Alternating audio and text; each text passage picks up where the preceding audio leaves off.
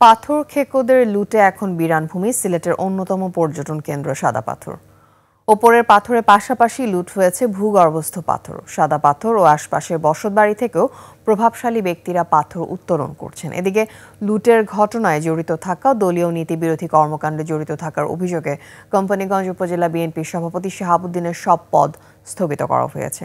সিলেট প্রতিনিধি West খসরুর তথ্যচিত্রে desk report.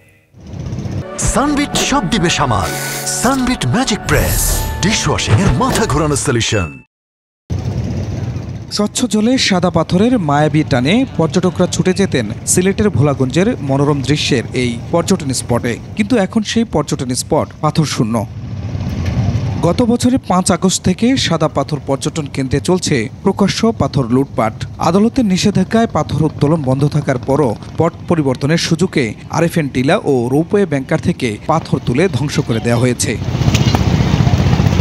সাদা পাথর ও আশপাশের বসতবাড়ি থেকেও প্রভাবশালী ব্যক্তিরা পাথর উত্তোলন করছেন। স্থানীয় ও পরিবেশবিদদের অভিযোগ, প্রশাসন এ বিষয়ে কোনো পদক্ষেপ নিচ্ছে না। পর্যটন শিল্পের ধ্বংসের দ্বারপ্রান্তে পৌঁছে গেলেও এখানে প্রশাসন এখন পর্যন্ত নীরব।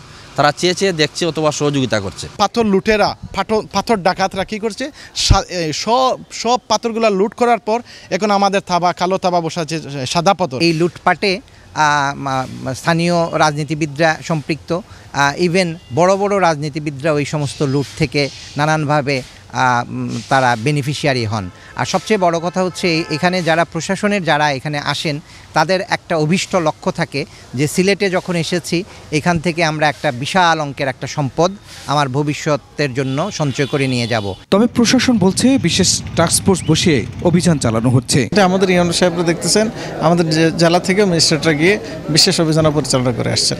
গত 2 সপ্তাহে পাহাড়ি ঢলের তোরে নতুন বালু পাথরের স্তর নেমে এলেও ঢলের পর শুধু বালু দেখা গেছে।